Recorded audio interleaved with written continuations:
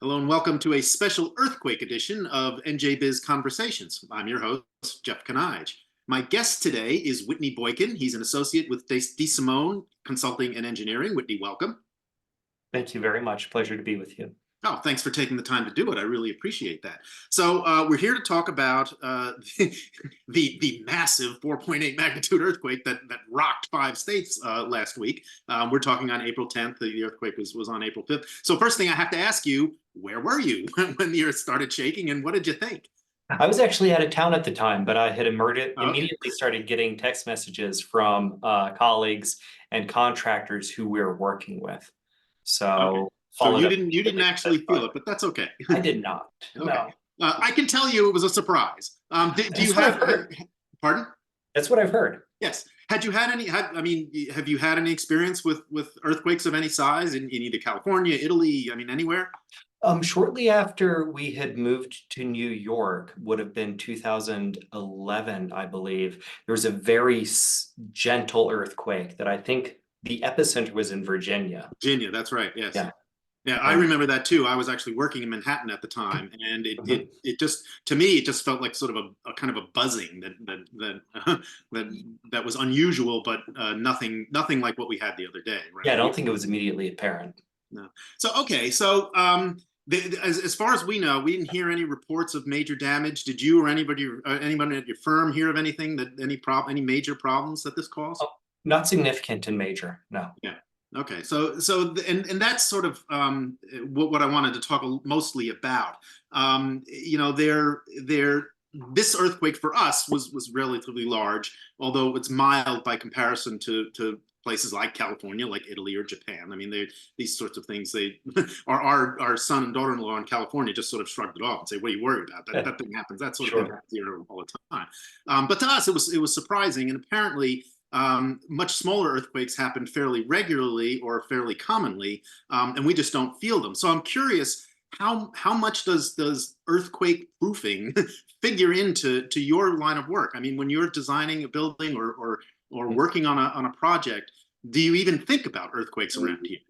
Of course, yeah. Okay. The New York City Building Code specifies a variety of conditions that we have to address in the design. And those conditions include questions of snow load, ice load, wind loads, and seismic loads. And the Okay. code establishes the ways that we determine the loads for each one of those inputs. Okay. Um, Certainly, obviously, earthquakes can happen in New York, but it's relatively rare, and the earthquakes are expected to be pretty low magnitude. Right. And in New York, instead, we have some of the highest wind load requirements in the country. And we design to those wind load requirements, and designing to those requirements is typically more onerous than anything that we would have to consider for an earthquake. Okay, well, that was actually my next question. I mean, I think a lot of our viewers are familiar with the concept of like the 100-year wind and Mhm. designing for those kinds of things. Number one, is there something similar for earthquakes? And if not, number two, what I hear you saying now is the factors that you take into consideration, wind and that kind of thing, already hardens, or harden is, I think I'm guessing is a bad word because In that's this not what you're application, supposed to do. perhaps, yes. Right. But making buildings that can resist that kind of stress also helps them resist the stress put on them by an earthquake. Is that correct, or am I oversimplifying? No, I think that that's a good way of approaching it. So, do we need to do something different for a building to resist wind load versus seismic load? And there's some Mhm. nuance there that the answer is yes, but at a very basic level, both of these events cause the building to move. Okay. And we are trying to anticipate how much how much the building is going to move when it's loaded, either by wind or a seismic event. How much of that is acceptable, and then how do we prevent it from moving too much? You mentioned hardening, and Right. in a sense, hardening isn't the ideal word that we would choose to use, Mhm. um, because we understand that the building is going to move, and there's nothing that we can do to entirely stop the building from moving. Right. If we made the building infinitely rigid, it would then become more brittle, Mhm. and it would be more susceptible to damage when it did eventually move. Right. So there are a number of criteria that we work through in the architecture of the building and the structure of the building to ensure that it can resist any of the activity that's put into the structure of the building, and that when it moves, that doesn't cause damage to the building. Okay. All right. Yeah. I mean, I've heard people talk about people that I knew who were in skyscrapers, essentially large buildings, at the time, felt the building sway and were later told that that's a good thing. If the building is swaying, you're okay. If it's not Sure. moving, then you got a problem. Sure. And I think it's important to understand day to day, the buildings, the skyscrapers that we live and work in, they are moving. Okay. They're just moving at a slow enough rate and at a small enough amplitude that we don't readily perceive it. Okay. Now, are there at what point, what size building? Again, I'm asking sort of very simple questions that I understand. Do you have to do this with all buildings, or is there a certain height above which you need to concern yourself with, whatever it is, wind, water, earthquakes? How does that? What should people expect when they're seeing something as tall as, say, over 40 stories and something below that?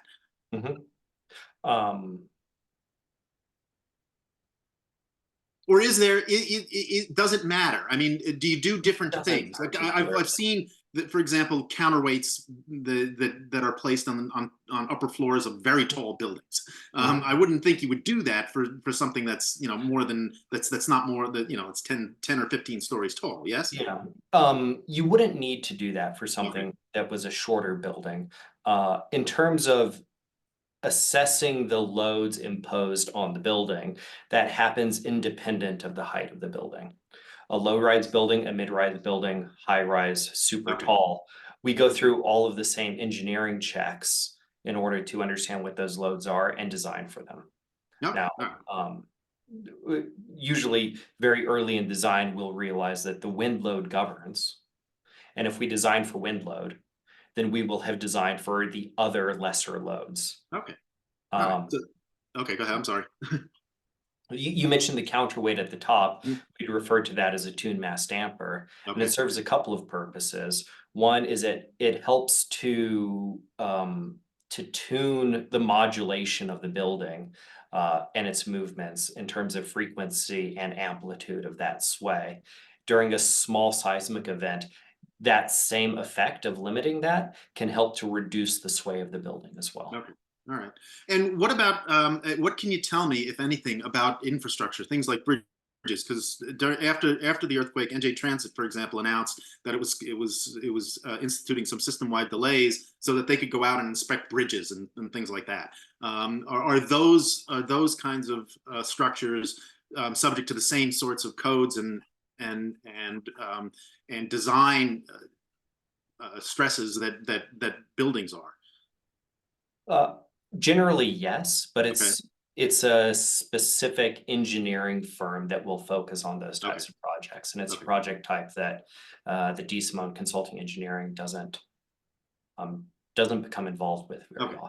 But the firms that do would be taking these things into account. They would certainly be designing for the same kinds of stresses that you're talking about. Absolutely. The intention is to anticipate what could reasonably happen to any of the structures that we're a part of and design solutions that prevent the system from failing under those events. Okay. Now, what I think a lot of us are sort of learning a lot about geology, where we've learned about the Ramapo fault system, something we never even heard of before Friday, and the way that the geological structure of this region is such that even though the earthquakes themselves aren't as large as they are, or as intense as they are in, say, California, they can be felt over a longer distance. And I'm wondering if how does that factor into what you do? I know I'm guessing the farther away you get from the epicenter, obviously the less movement you have, but do you have to take it into account in a wider area, given the structure that we're living in? or Yeah. above? So one of the considerations that the building code establishes is the condition of the soil on which the building is formed, and what the impact of that earth is on how the energy of the seismic event transfers Okay. across distance and then into a building. Okay. So All right. that is considered. Okay, now we've been talking. I'm guessing mostly about relatively new buildings, but there, as I'm sure you're aware, in this region, there are a lot of buildings that were built hundreds of years ago, in the 18th, some even the 17th century. Are they a concern? Would they be a concern? Would you be worried about how those buildings got through this? Again, I That's a difficult question for me okay. to speak authoritatively on. Okay. Yeah, sorry. Okay. Then what? We've already established that this one was unusual, Mhm. but and in that it was 4.8 magnitude, but that's not really that big a deal, and apparently there was a major problem caused by it. What would it take to cause some major problems around here? What the buildings you work on, your firm, could they withstand, say, a magnitude 7 or a magnitude 7.5 earthquake? Uh, Again, coming up with questions that it's hard to give you an answer on. That's not necessarily something that we assess. Okay. Um, I can say the design loads begin as a very conservative assumption of what a building could face. Okay. And so we have a very conservative expectation of what an earthquake will be, and we have a very conservative expectation of how strong the wind can be. Okay. And we design very conservatively to a very conservative expectation of the wind. And the wind in New York and New Jersey, at any rate, is a far greater impact than a seismic event would be. Right. Right. And as you said earlier, designing for that wind, that kind of stress does help deal with earthquakes.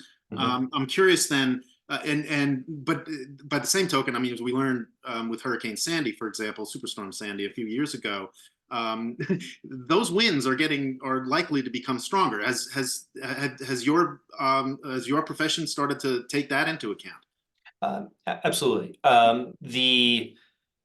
The city routinely looks into or reassesses what the requirements in the code are, and that they're keeping pace with our evolving world and the evolution of the city. So we change those requirements periodically. But think it's reasonable to say that where the requirements are today are an expectation of what is appropriate over the expected lifespan of the buildings that we're making today, which is going to be 20, 30, 50 years from now. Okay, all right. Now, I'm curious. Have you gotten calls from folks you've worked with in the past about what they should be doing now? I mean, are people concerned about that? Whether there may have been damage. I mean, that's the first thing I did when I was after this happened was Mhm. walk around the house and see is the foundation okay? Did anything fall off the walls? I mean, what should folks do at this point, if anything, to make sure that whatever structure they're concerned about is still sound? I, Jeff, I'm sorry, that's not a question that I'd really prepared to answer, and I don't want to give advice that isn't fully considered on that. Okay, all right. In some, though, Sure. generally speaking, folks can be relatively chill around here about earthquakes and about what might happen. Generally, if I think whether it's an earthquake or the a building just aging through its lifespan, Okay. the building sees a lot of stress, and being a building owner or a homeowner, looking at new cracks that you find developing in the structure Mhm. is incumbent on us Okay. to understand how the structure is evolving over time. If you see cracks developing or things aren't fitting together as they once did, that may suggest that the building has moved in some way that it wasn't intended to. And that Yeah. may be a good time to talk with somebody. I think most people probably pay attention to that as a matter of course. I mean, just to to make sure that whatever they're living in, working in, doing whatever it is they go through their day in is structurally sound. Okay, anything else that you can think of that we haven't talked about that folks should be aware of or should know? I think New York across the country has been very proactive in the attitude of resilience. Following Hurricane Sandy, there was a concerted effort at all levels of the industry and government to ensure that the requirements that we design and build to are supporting a resilient city. And there was a big push for that in 2014, 2013. That continues, that's something that the city and the industry continue to invest in and continue to move forward. So whether it's an earthquake, a hurricane, or just the routine rigors of life in the city, we're trying to make sure that the buildings are appropriately designed for that environment. All right, that's a good place to leave it. Whitney Boykin of DeSimone Consulting and Engineering, thank you very much for taking the time. I appreciate you talking to me today. Thank you very much, Jeffrey. Take care. And thank you all for watching. Until next time, stay safe, everyone.